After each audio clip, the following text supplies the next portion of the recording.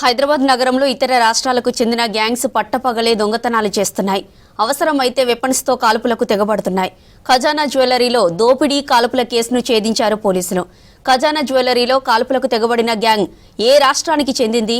హైదరాబాద్ నగరాన్ని ఎందుకు టార్గెట్ చేసుకున్నారో తెలుసుకోవాలంటే లెట్స్ వాచ్ దిస్ స్టోరీ.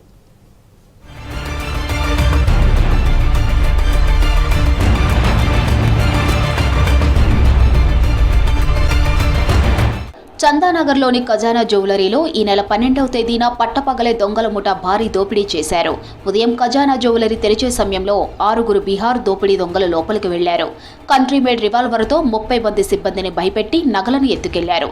ఓ ఉద్యోగిపై కూడా కాల్పులు జరిపారు. జగద్గిరి గుట్టలో ఈ ముఠాకి చెందిన బిహారీలకు ఆశీష్ కుమార్ సింగ్, దీపక్ కుమార్లు షెల్టర్ ఏర్పాటు చేశారు. 20 రోజుల క్రితం హైదరాబాద్కు వచ్చిన ఈ గ్యాంగ్ 10కి పైగా షోరూమ్స్ వద్ద రెక్కీ నిర్వహించారని తెలిపారు పోలీసులు.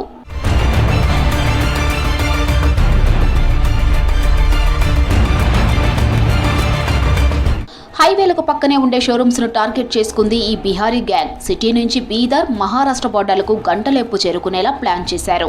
100 సీసీ కెమెరాలు పరిశీలించి 10 బృందాలను ఏర్పాటు చేసి గాలించామన్నారు మాదాపూర్ డీసీపీ వినీత్. ఈ ముఠాలోని 2ని అరెస్ట్ చేశామని, మిగిలిన 5 కోసం మహారాష్ట్ర, బీహార్ రాష్ట్రాల్లో వెతుకుతున్నామని తెలిపారు డీసీపీ వినీత్. దీంట్లో మనకు ఆ 7 పీపుల్ ఐడెంటిఫై అయ్యారు. దాంట్లో 2ని అరెస్ట్ చేశాము.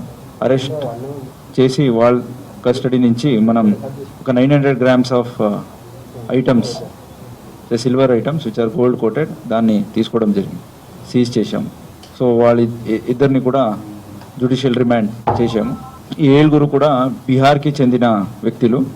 అక్కడ ఒక్కొక్కరి మీదే 3 to 4 కేసెస్ ఉన్నాయి. ఇంకా 5 మనం పట్టుకోవాల్సి ఉన్నాయి. దాంట్లో ఒకడు మేజర్ ఉన్నాడు. అతని మీదే 10 కేసులు ఉన్నాయి. 2 మర్డర్ కేసులు, 2 అటెంప్ట్ మర్డర్ కేసు, దాంట్లో రాబరీ కేసు అండ్ డకాయితీ కేసులు కూడా ఉన్నాయి. దాంట్లో ఈ సేమ్ మోడస్ ఆపరెండి జ్యువెలరీ షాప్స్ మీదే కూడా చేయడం ఒక 3 ఇన్స్టెన్సెస్ ఉన్నాయి. Same team. ఈ గ్యాంగ్ మోడ్ ఆఫ్ ఆపరేషన్ తో పాటు గతంలో చేసిన నేరాల చరిత్రను సేకరించారు పోలీసులు. ఒక నగరంలో దోపిడీ చేస్తే మళ్లీ అక్కడ చేయకుండా జాగ్రత్త పడతారని తెలిపారు డీసీపీ వినీత్. ఈ ముఠా గతంలో కర్ణాటక, పశ్చిమ బెంగాల్, మధ్యప్రదేశ్ తో పాటు పలు రాష్ట్రాల్లో దోపిడీలకు పాల్పడ్డారన్నారు డీసీపీ వినీత్. వీళ్ళందరూ 20 days ముందు ఈ ఆశీష్ అని ఎవరిని మనం అరెస్ట్ చేసామో అతనికి ఇంటికి వస్తారు. వచ్చేసి ఒక 10 to 12 days ఇక్కడ రీకి చేసుకొని ఈ అరెస్ట్ చేసిన దీపక్ అని అండ్ ఆశీష్ వీళ్ళిద్దరు కూడా బైక్లు వాళ్ళ పేరు మీద తీసుకుని వీళ్ళకి ఇస్తారు. వీళ్ళందరూ కలిపి ఆ రోజు పొద్దున రీకి చేసిన ఆ ఖజానా జ్యువెలరీ షాప్కి వెళ్తారు. ఈ అఫెన్స్ కమిట్ చేస్తారు. తర్వాత అక్కడి నుంచి పారిపోతారు. వెపన్స్ అన్నీ కూడా వాళ్ళు బీహార్ నుంచి తెచ్చుకున్నట్టు సమాచారం ఉంది. వాళ్ళు రీకి చేశారు. సెక్యూరిటీ పర్సనల్ వీక్గా కనపడింది.